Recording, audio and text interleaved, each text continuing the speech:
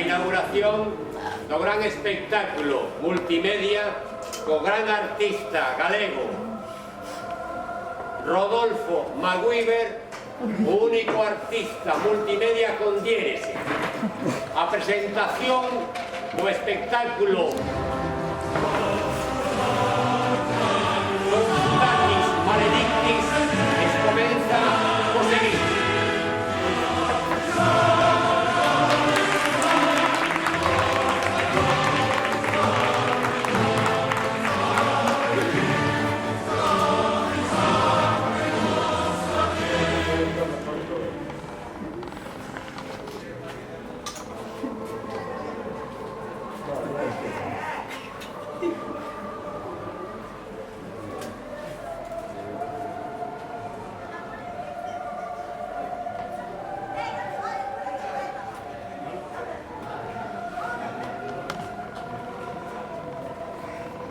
Por favor, silencio.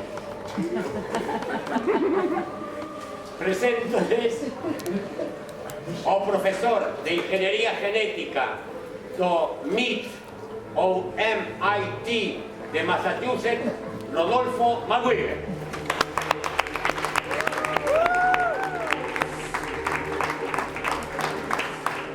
Dos jóvenes desenvueltos, entendimiento y voluntad. Por favor, entendimiento y voluntad. Contrajeron nupcias. Y de este connubio surgió un esbelto y laborioso varón que se llamó Trabajo. Trabajo. Trabajo. No en balde eligió el mancebo a una espléndida y bien ataviada mujer llamada Economía. Economía. Traducido, entendimiento y voluntad, tuvieron un hijo que se llamó Trabajo.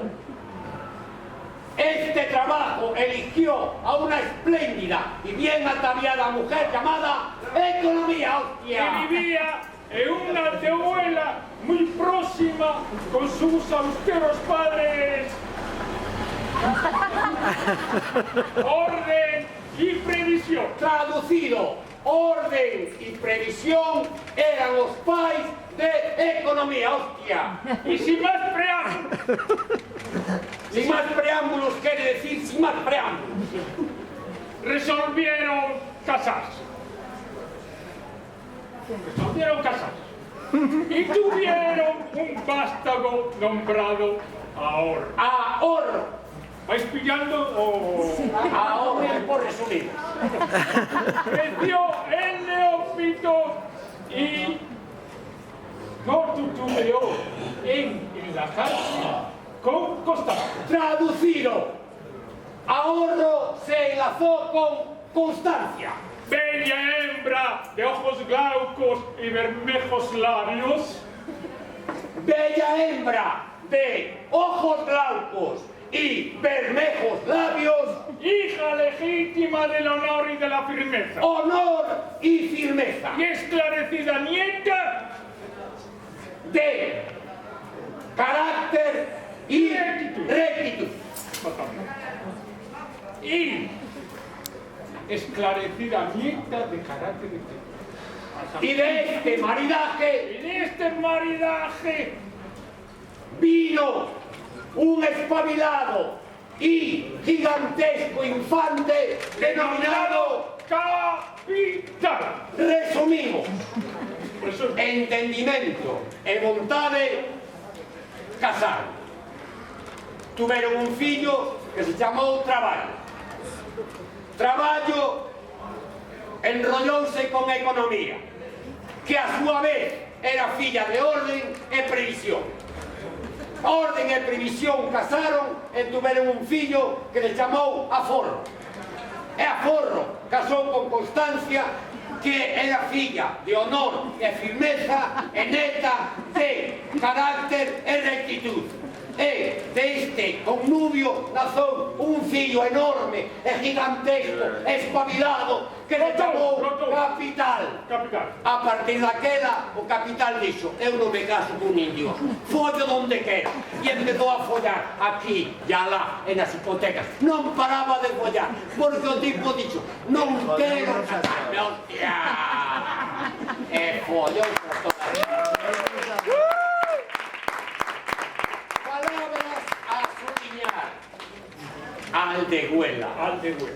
No sabe nadie quién es Aldehuela. Connubio.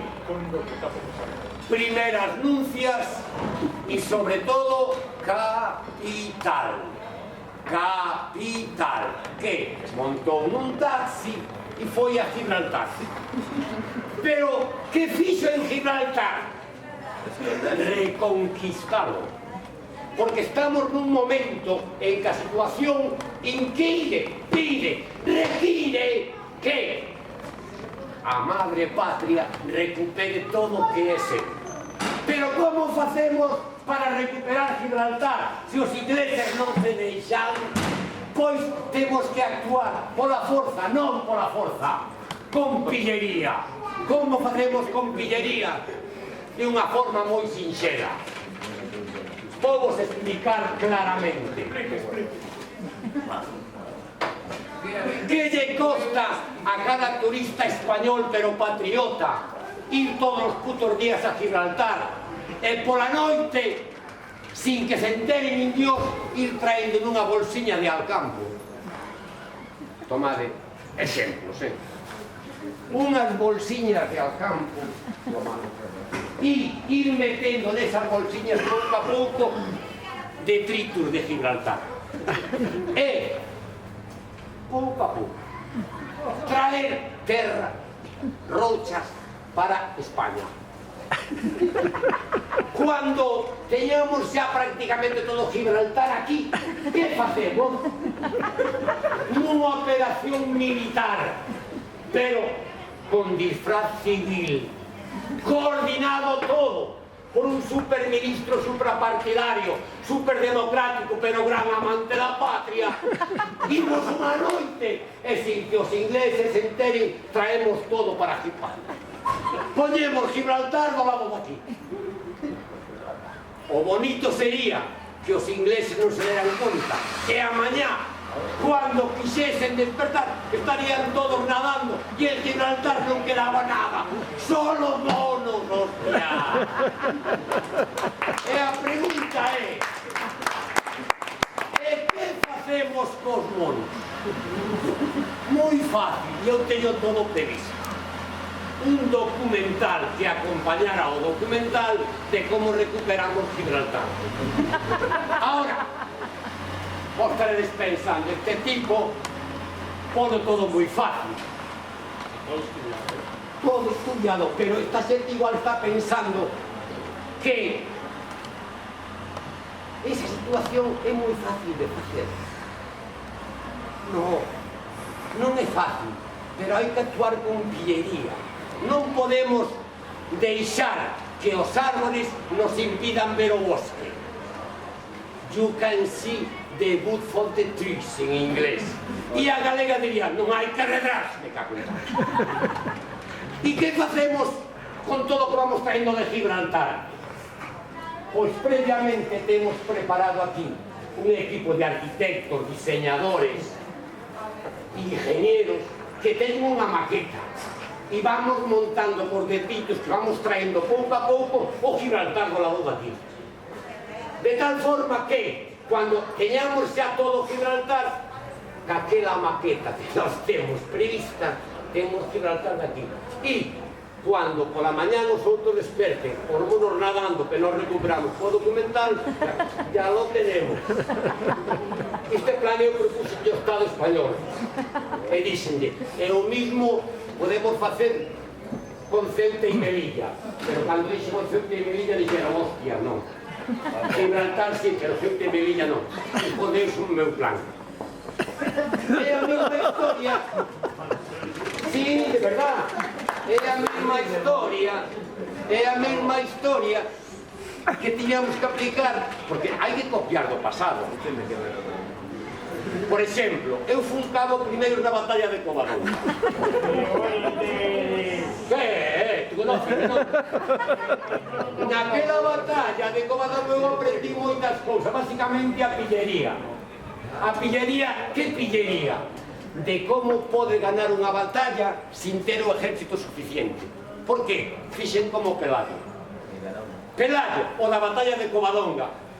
Non, cando falo de Covadonga, un inciso para os deportistas, non estou falando de ciclismo. Estou falando de Pelayo, que tiña barba. E co tipo tiña honrores, e non se sabía moi ben se era de unha insignia estirpa visigoda ou de unha alta alcurnia romana. Non, Pelayo. Que fixo Pelayo? As crónicas dicen que a batalla de Covadonga se iniciou porque o Moro Muza lle dixo a Pelayo: Pelayo, si la Virgen de Covadonga es pequeña y galana, que se joda. Y Pelayo, que era español, contestóulle: mira, Muza, más fácil es rayar cuadernillos de papel de barba que rayar pan para hacer sabrosas croquetas. Y o Moro quedó completamente descentrado. Y empezaron ya a disparar flechas, y Pelayo, en vez de collelas y aprovechar la fuerza de la gravedad, tirarlas para baixo, que fixo?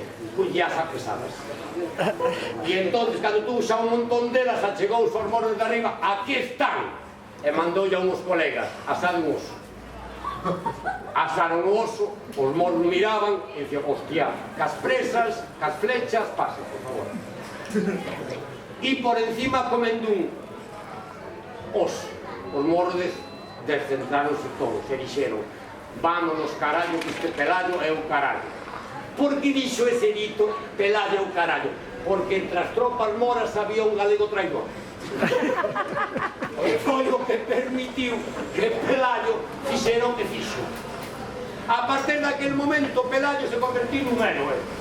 E estaban todos os días en guerra.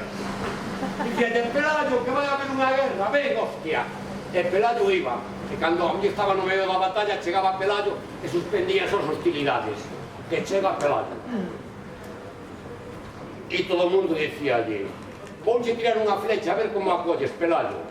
E Pelayo tira, collía a flecha. E entón todo o mundo dicía: hostia, este Pelayo debeu estudiar nunha high school en Denver, Colorado. Isto non é imposible facer o que fai. A partir daquele momento, Pelayo non parou de ter contratos para guerras. Hai unha guerra, Pelayo. Hasta o Estado español chegou a, acórdate, que lle fixera un contrato fixo descontinuo temporal por horas polas guerras, coño. E Pelayo non paraba de ganar pela, forrábase. Hasta que chegou o século XX e tuvo a desgracia de que apareceu un americano, Chuck Norris, jodeu o chollo. Jodeu o chollo. Pero a mí non paraba. Na batalla de Covadonga. É o mínimo, ahora vimos para Vigo. Vigo. E ahora vamos a esto. Oye, mira, estamos en Redondela, Home, Vigo. Estamos en Redondela. Viva Redondela, me cago en tal. Viva Redondela. Redondela. Pero no estamos en Vigo. No! En Redondela. Aquí un momento, que pasó? Vouche contar o de Vigo. Porque Vigo é unha merda. Vigo, mira, ten un dinoseto. Según dicen, é algo que xurdiu fruto dunha mutación xenética do can de San Roque. E agora, o dinoseto está parindo por todas partes. Se vai chegar un momento en que non hai nin Vigo, nin can de San Roque, nin de Norte, nin Norte. Porque vai aquí, vai en todas partes, remate que lo parió. Por eso é a mesma historia que pasou en Vigo cando foi da Reconquista. E é, Covadonga foi no século VIII. A Reconquista no século XIX. E que fixo o Miguel de Turno? Aprendeu do pasado. Todo o mundo pensa, século XXI. Todo o mundo pensa que Vigo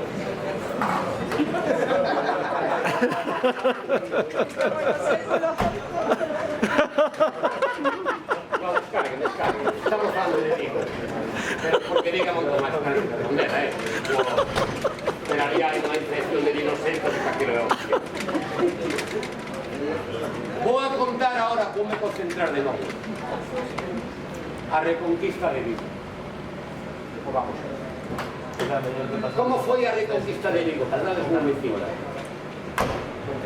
Vigo.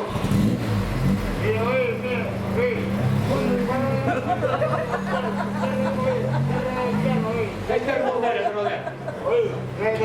Ahora xa non hai nin funínigo redondela. Desapareceu todo. Redondela ahora é a patria da cultura. A patria da cultura. Omnistigar.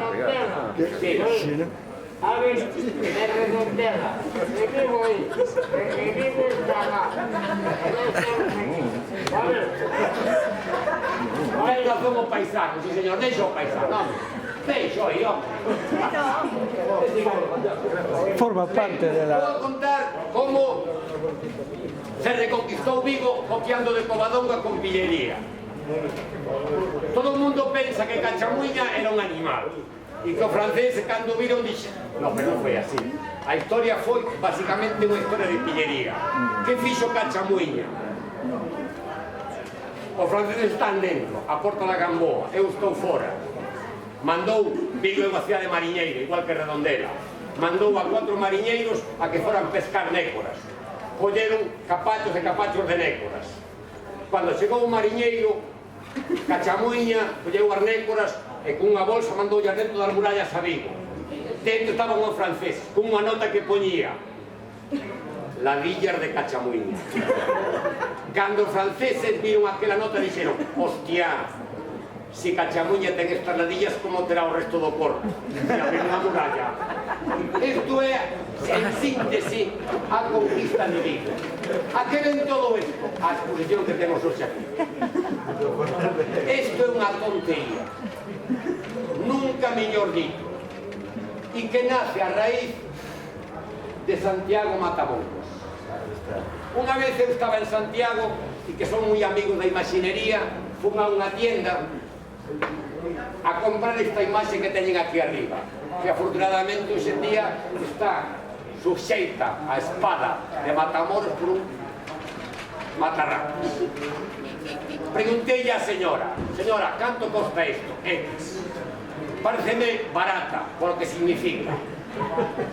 Cuando me dixo o precio, dixle, pero eu vou a comprar, a pesar de todo. Este tipo é un asesino. E dixo má señora, e como un asesino? Usted non ve, dixenlle eu, cuántas cabezas ten este animal cortadas aquí debaixo, de personas que son normales e corrientes, como son os moros, algúns deles na batalla de Covadonga, e non mo nega a min, porque eu cabo por dentro. E a señora dixo, mire, se non la quere levar unha leve, pero este señor non é un asesino, porque eso que dice usted de que os mataba é mentira, solo os asustaba.